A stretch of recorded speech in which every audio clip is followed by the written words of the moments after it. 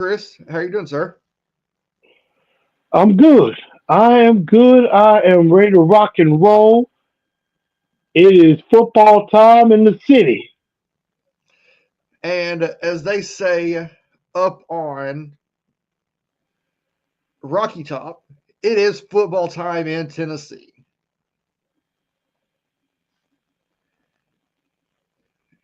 I And guess it is. I guess it is. there is a showdown on Sunday at 4:05 Eastern, 3:05 Central between the Titans and the Broncos. So, Chris, the big question that I want to pose to you to start this show tonight: what kind of threat do the Broncos bring to the table? Well, I think the threat that the Broncos do bring to the table is, well, number one, they have a very stout defense. I think that's what a lot of people have really touted them on. There's a lot of hype surrounding this Denver Broncos team right now. A lot of people think that the Broncos, they could be a threat. They could win the AFC West. I mean, they finished 10-7, made the playoffs last year. Even though they got trounced by Buffalo, but this is a team, much like I would say the Washington Commanders, that kind of came out of nowhere. Um, but I think Washington definitely did more of that because I mean Denver did have Sean Payton, but this team, I don't think anybody expected Bo Nix to play as well as he did. And I mean, he is definitely showing that he might be a good quarterback. We're going to see if he hits a sophomore slump this year or not. But that defense definitely brings a threat uh, to the AFC and particularly to the AFC West. So I think that's definitely their biggest threat is that defense. You got the defensive player of the year in Pat Surtain. You still got Zach Allen, who is very, very good. You got guys Nick Bonino, one of the pass rushers who just got a big, huge extension, a big $100 million extension a few hours ago. Um, John Franklin Myers from the Jets. So they got that defense is legit to go along with what Bo Nix brings, along with Cortland's son, who is still one of the probably more underrated receivers in the NFL. So Denver could be a problem. So we do have a question for you. Are you doing a watch party Sunday? I would say to be determined right now. Trying to work out some stuff with my equipment. I guarantee to all of you, I will. If I don't do a live stream, I will definitely be doing pre a pregame, halftime, and a post game. So you will get some action from me on Sunday. Um, but I would definitely say if I can get my equipment together, I've been kind of under the weather the last few days. But if I get my equipment together, then yes. If not, I will definitely because it'd be kind of difficult to do a live stream on my telephone or my cell phone. But I will definitely be doing a pregame, halftime, and a postgame. Absolutely. And you mentioned some of the names on their starting lineup. Denver is not a fluke of a team. They're a team that is, in my opinion, absolutely loaded. Um, at wide receiver, they have Cortland Sutton, who has been in the league a little while now. Drafted 2018. Tight end Evan Ingram, who's also a menace. Absolutely. And then Nick Bonito, who you just mentioned, who got that huge, I think it was 4 years, $100 million extension. Yeah, John Franklin Myers, who was a menace when we played them the year they beat us. I remember. Zach Allen, former Arizona Cardinal, who will most likely line up on Peter Skoronsky, Pat Surtain. They're at Dre Greenlaw, Alex Singleton. That linebacking core, inside and outside, is absolutely loaded. And I'm not going to cut you off, but right now, Dre Greenlaw, he's questionable for this game because he has not practiced the last couple of days, according to the injury report.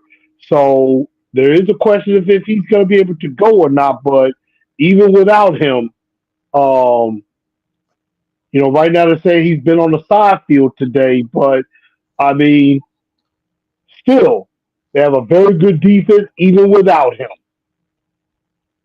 And that secondary, Lord have mercy on the Titans wide receivers.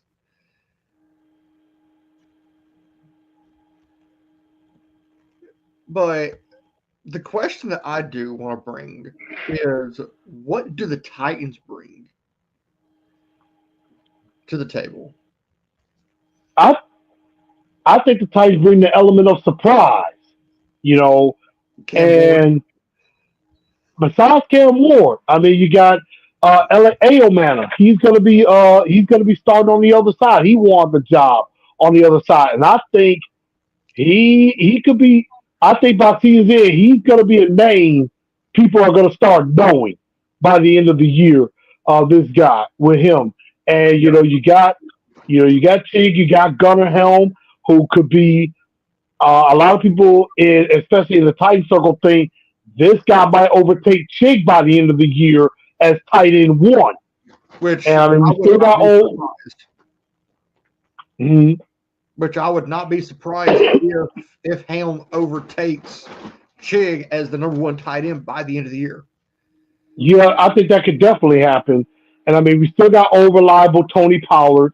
So I think definitely the element of surprise with Cam, not. And this reminds me of some years back, if you remember, when we played the Cleveland Browns week one and we smashed them in the dog pound. Everybody and their mama made the Cleveland Browns were their media darling. They were the one that was like, man, Cleveland, they're just gonna come out of nowhere. They're gonna do something. They're gonna be they might win the AFC North. They're a playoff team. I mean, everybody was drinking the Cleveland Brown Kool-Aid, The orange and the Kool-Aid Titans went up there and kicked the sniz out of them week one. kicked him in the mouth. This could, I mean, punched them in the mouth. This could be possibly, even though I think it's going to be a more competitive game, a very similar situation because a lot of people, even especially in the Denver circles, a lot of people are drinking the Denver Bronco Kool-Aid. A lot of people think Broncos are back. Broncos are going back to the John Elway days. Back to And Peyton Manning. Peyton Manning, exactly. And so this could be, I think that's why they may have the element of surprise. But looking at what the Titans are bringing in as the starting lineup, as you mentioned, Alec Manor, and you have Calvin Ridley, Tyler Lockett. That is a scary three. I definitely like Tyler Lockett. And then up front, Dan Moore, Peter Skoronsky, Lloyd Cushenberry is back, Kevin Zeitler, J.C. Latham.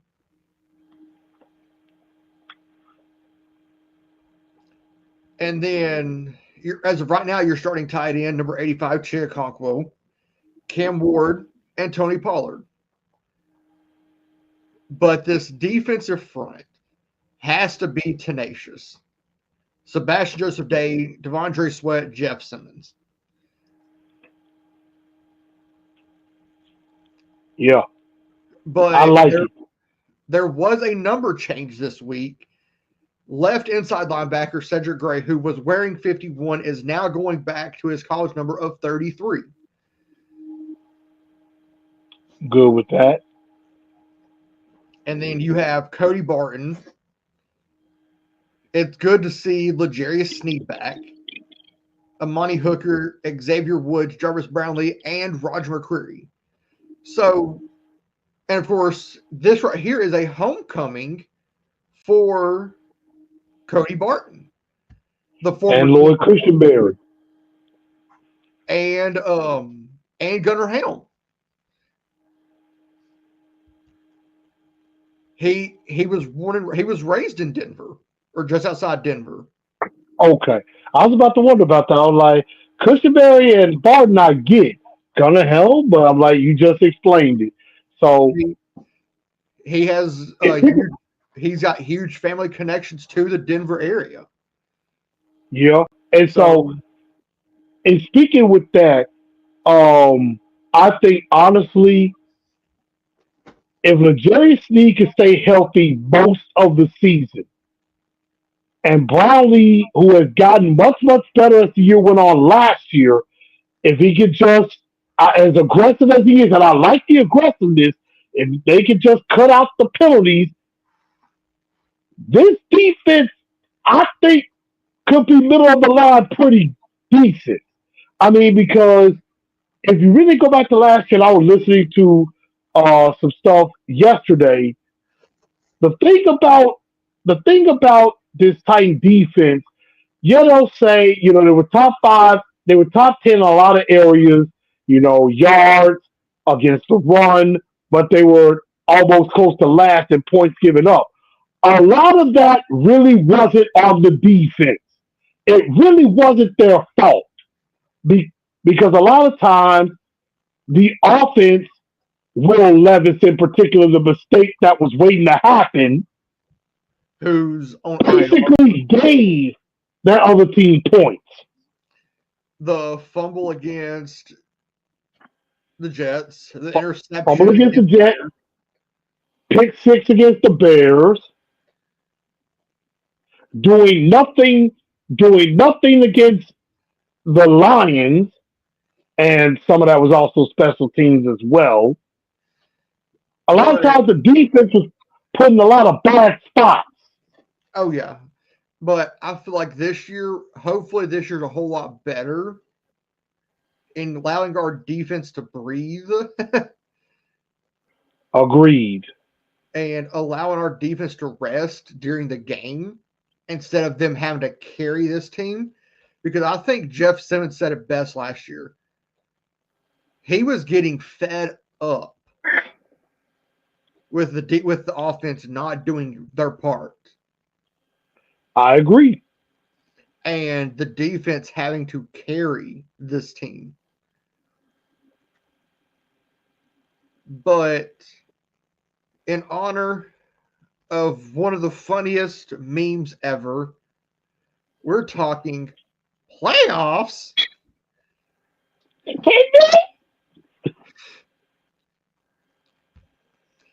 Um, Starting in the AFC North, the way I have this ranking out, I'm going to start at number 4. I got Cincinnati,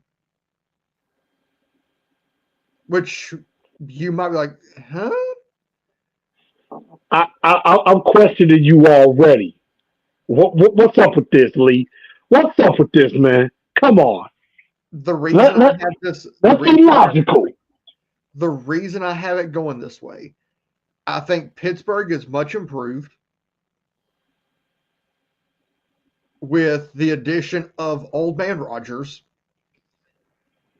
They have that experience. I think that trumps every other team in the division. You That's from also Lamar Jackson, I, MVP Lamar Jackson. I Did we think forget Lamar Jackson's MVP? Not to mention Baltimore stole our king, took our king. And then we're adding, we got to remember also, there's that Smoking Joe down there in Cincinnati, Smoking Joe Burrow, who has both of his weapons back in Jamar Chase and T. Higgins also. Pittsburgh, I'll give you this. Pittsburgh, Mike Tomlin is a guy, don't too many times you want to coach, you want to bet against. The dude hasn't had a losing record yet. So I do give some credence to that. But when I look at these rankings, it is completely out of whack. I would switch that up. Right now, Baltimore won. There's a little thing between Pittsburgh and Cincinnati for 2 and 3. Cleveland has Joe Flacco as the starting quarterback. Joe Flacco, who did do a number on the Titans with the Colts last year, which was shocking to no one. But that's how I see it. Give me Baltimore until there's a reason not to. But I still think Cincinnati can sneak up on them and take it too. But Pittsburgh, yes, I agree.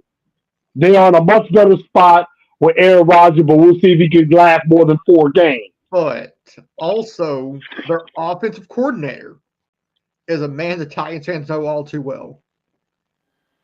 Arthur Smith. That is valid. But does he work well with Aaron Rodgers? It Because appears, you know how Aaron Rodgers is. and from what I've seen, this is actually a very good marriage between Aaron Rodgers and Arthur Smith. Because there is an understanding between both of them. And then you also have one of Arthur Smith's favorite players on that roster in Jonnu Smith. I give a golf clap to that one. I'll give a golf clap to that one. But, that does give some credence. And we're going to the opposite side, the NFC North. The North Division. This is going to be the tightest division, I feel like, outside of the AFC. The NFC North. I think Minnesota's in the basic because you do not know what you have in J.J. McCarthy. Yeah, you still have Justin Jefferson. You still have Jordan Addison, but you do not know what you have with J.J. McCarthy. Agreed.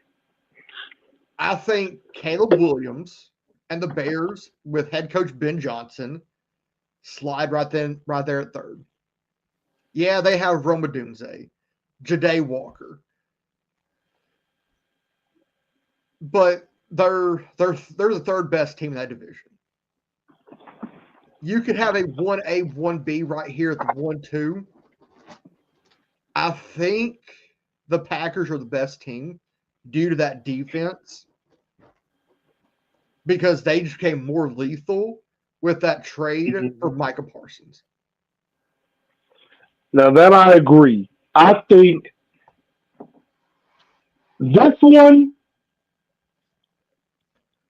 you've hit the nail on the head. This one, it really is a toss-up between Green Bay and Detroit. I agree. Green Bay getting Micah Parsons definitely makes their defense much more lethal.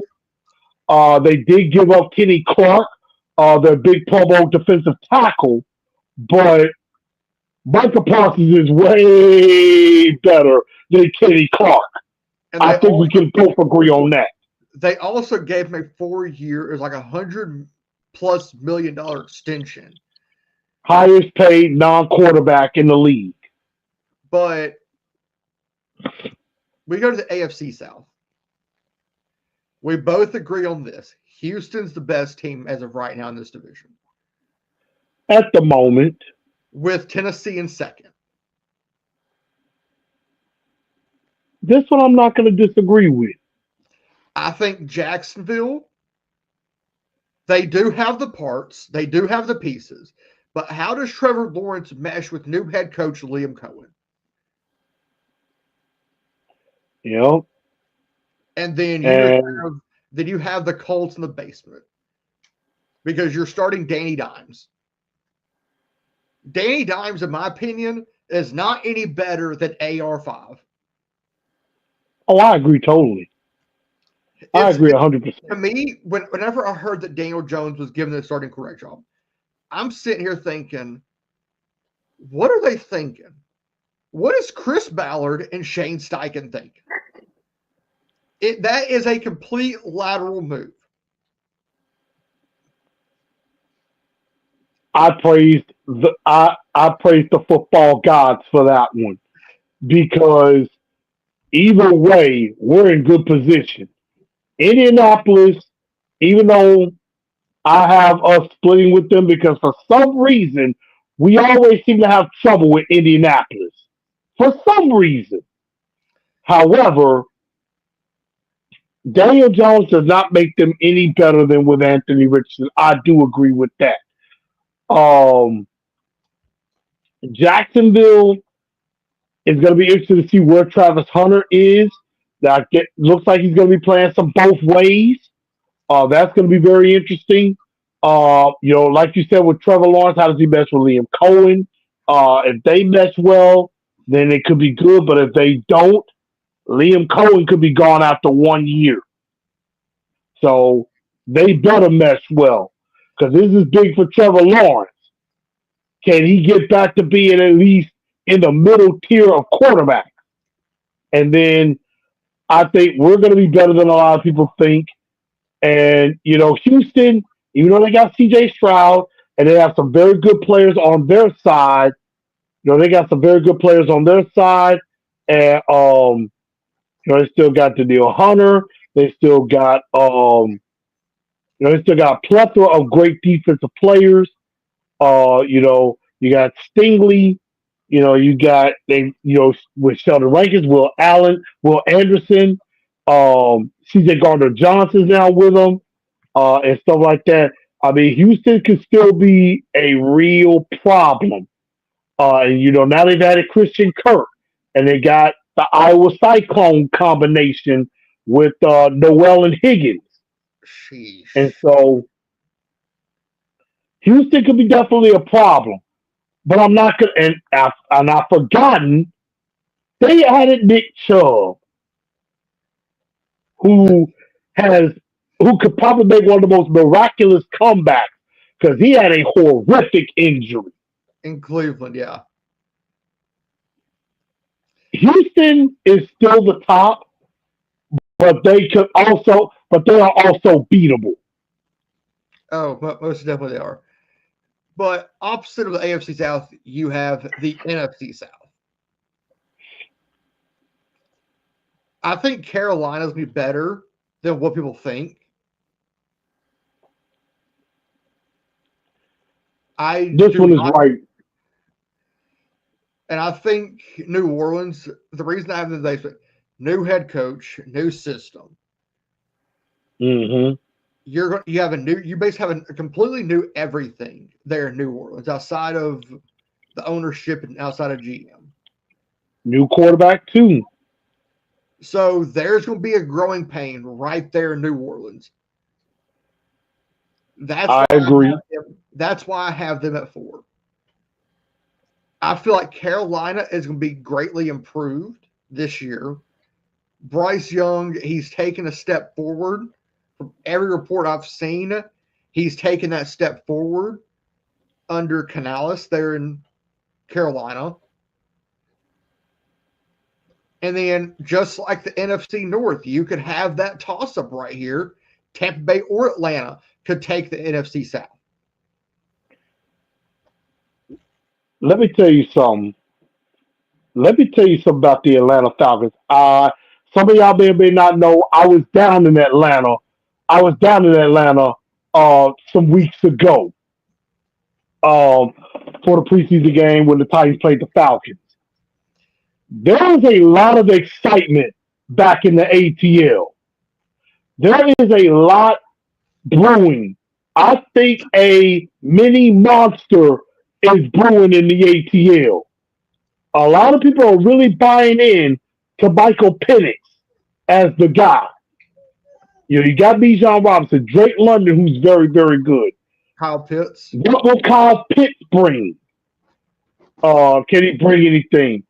The defense, we got Leonard Floyd. You still got AJ Terrell, Jesse Bates at safety, who is one of the best safeties in the league. So Atlanta, I think as a team, they're not going to be sneaking up on anybody anymore like they were last year. They finished real strong with Penix at quarterback. Atlanta, I think This is going to be a good division. I think the North, NFC North, the North division is the most competitive, but I think second most competitive could definitely be this NFC South. And that's Atlanta, I think, could win it. and that's why I said there you have like a 1A, 1B type situation here. Hmm. Because Tampa Bay could go win this thing. I agree. Tampa Bay could go win this division. But Yeah. the one that we had a huge disagreement on, the AFC West. I feel like Vegas, they're in the basement. They got hit hard today with the retirement of Amari Cooper, who they just signed like 3 days ago. Right. He announced his retirement Wow. just before they play New England on Sunday. So, and of course, Pete Carroll, 73 years old, he's going to play that old style of ball that really doesn't run well in the NFL unless you have a elusive back like an Ashton Genty. I do not believe right now in Justin Herbert in LA with the Chargers. I think Kansas City takes a step back. I don't think the Chiefs are as explosive as they could be. And I might be drinking the Broncos Kool-Aid on the AFC West because I think the Broncos are the best team in the AFC West. I 100% disagree with this. And You this is could why. you could pull a Lee Corso right here and say, not so fast, my friend. And I will pull that card. Not so fast on this one. I will say, I think Denver is very much improved. I think they're going to be a threat. But you are a fool if you ever go bet against Patrick Mahomes. I will never, and Lee, I love you. You know I do. But there's no, I will never bet against Patrick Mahomes until he gives me a reason not to. Now, yes, we know this whole Travis Kelsey, Taylor Swift drama BS and all this crap that national news media is shoving down our throats is going to be there all year. And it could be a very big distraction. But I'm still picking Kansas City to win unless there's a reason not to. Now, I do agree. I could see Denver finishing second and finishing ahead of the Chargers. I think Justin Herbert is still a very, very elite quarterback. But the AFC West is a very tough division. The West is a tough division, and it always has been. It always has been. So It that I give you that. it But always comes again, it always comes down to that last month of the season. oh, absolutely, they beat each other up. They beat each other up. But again, I'm still going to stick with Kansas City until I have a reason not to. Still got to stick with Kansas City. I will change my thoughts. I said the Chargers should be second. I can see Denver finishing second in behind Kansas City. But So just like the AFC West, this is a problem in the NFC West. I have, due to that defense, I have put Seattle at number one. Seattle's always had a very good defense. They have a defensive minded head coach who the team has adapted the identity of. mhm. I think Arizona will shock some people this year, especially in that NFC West. They have Kyler Murray, okay? That's the only weak link I feel like they have. You've got Marvin Harrison Jr. in his second year. You get Josh Sweat, the Super Bowl champion Josh Sweat. You've loaded up that defense. San Francisco, do I trust Brock Purdy right now? Right now, no. He still has Juwan Jennings. But what about like Brandon Ayuk? They don't have that gadget player like they had with Devo. The Rams have Puka Nacua, Devontae Adams. They on the defense they have Braden Fisk and Jared Verse. Who Jared Verse was a wrecking was a player who was wrecking last year. He won Defensive Rookie of the Year, I believe, if I'm not mistaken. I think he did. So I'd probably just talk myself into having LA3. I would go, and now we're looking at Seattle. I'm now kind of seeing a little bit of what you're saying. Seattle does look like they're slick loaded, especially on the defensive side of the ball. You got my guy Leonard Williams, who I love. You got DeMarcus Lawrence, who's a very good player.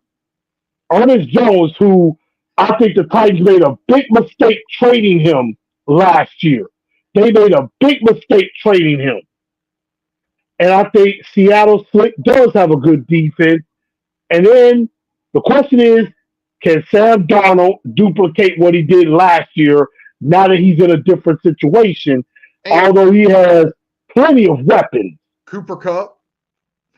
With Cooper Kupp, Jackson Smith and Jigba, even though they lost DK Metcalf. They lost DK. And that's one of the other reasons I have Pittsburgh at number 1 in that division. You add DK into that receiving core. I've forgotten about that. That's true. I've forgotten about that. But Seattle could be still good. I agree. This one, I might say I think you're correct on this one, but I think the Rams slide up to 2. Arizona is an unknown, although Marvin Harrison Jr., I think that guy's going to be good.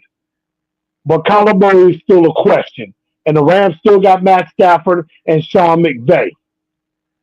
So basically, do not sleep on Matt Stafford or Sean McVay. I would not. At least not yet.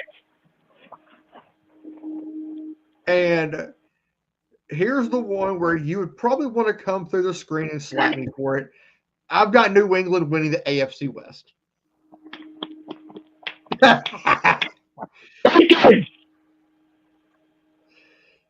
And I have Buffalo at 2. I got the Dolphins at 3 and the Jets at 4.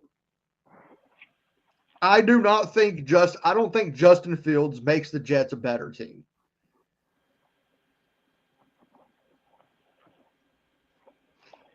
Counting, they do have a new head coach in Aaron Glenn. Right. So that who is a beloved former Jet, who is a beloved guy in the Jets organization. Yep. Honestly,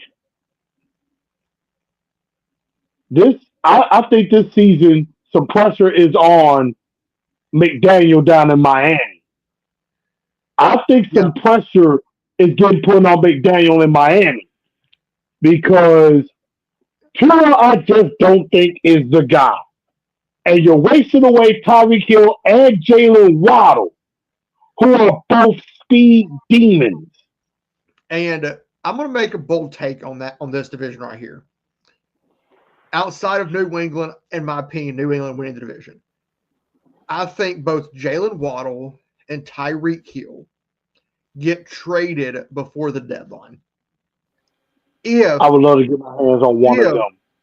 If Miami has like 2 or 3 wins. Yeah. I think I can see that. I think Tyreek Hill and Jalen Waddle both get traded at the deadline. As a Titans fan, I would love to get my hands on one of them. I would love to get my hands on Jalen Waddle, the younger of the two. Exactly. I would too. I would love to get my hands on the Penguin. Yes, I So, would.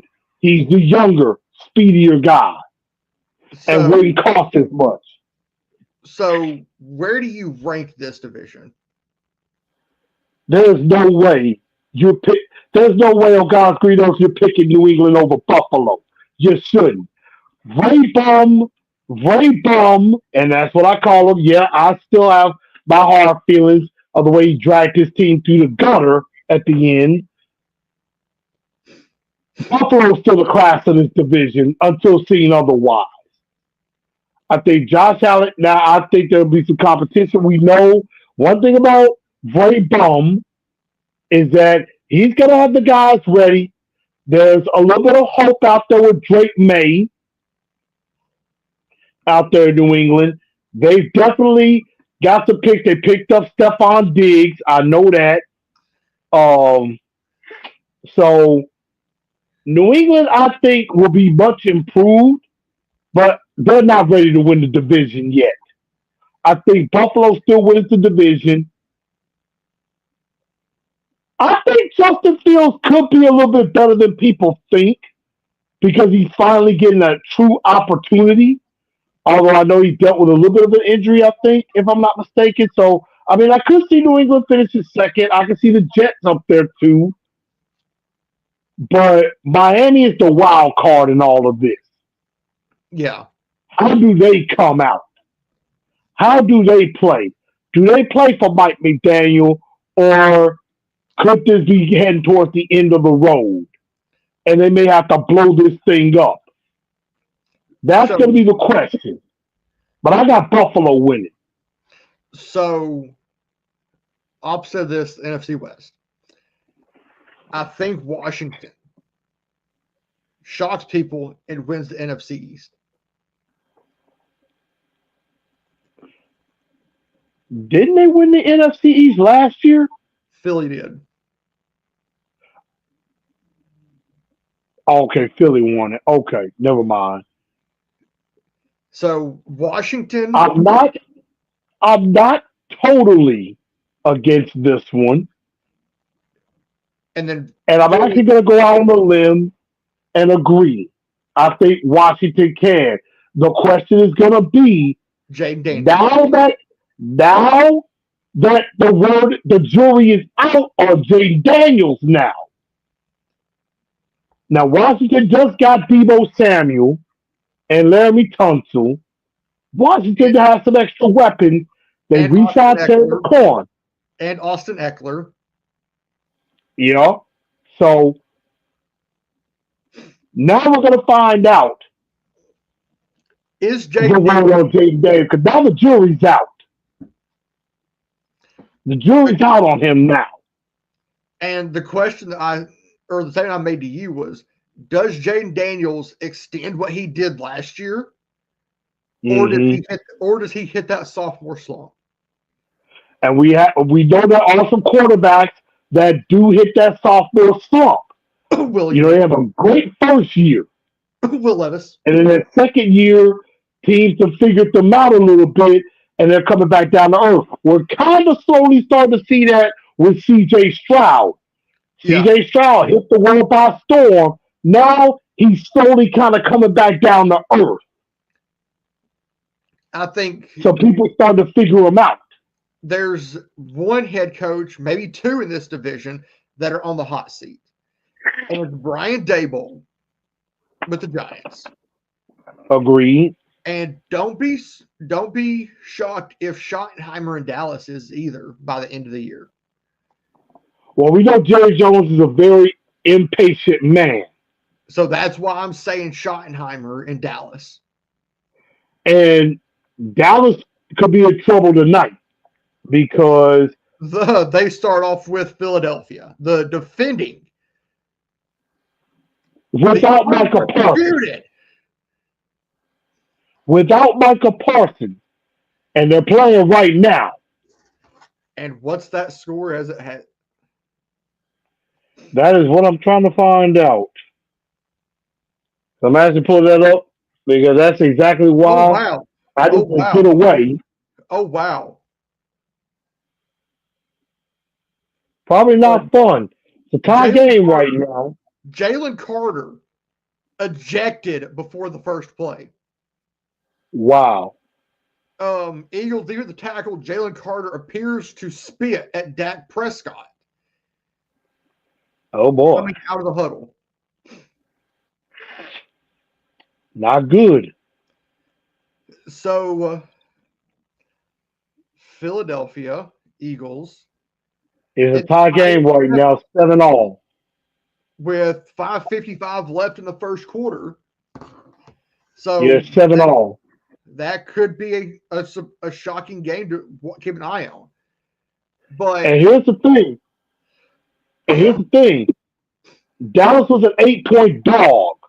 Is an 8-point dog. Over under, I believe it's 48 and a half. I'm taking the over on 48 and a half, and I have the Cowboys covering at least. I'm not saying they're gonna win, but I do think they cover. I would say 35-28. Which I would say I would win that bet. That would be a nice bet to win. So week one's here. Titans head to Mile High. The question is, who wins this game? I've got two different projections. I've got the I biased got one, one. I've got the biased one, and the unbiased. I got one. And it's just gonna be my moment of truth. And I gotta stick with where I've been at. 23-17 Broncos. I think the Broncos get I think the Broncos get it, but I do think this is a way more competitive game than people are giving credit for. And obviously a lot of pushing and shoving going on. We know Dallas and Philly do not like each other, and they are showing it.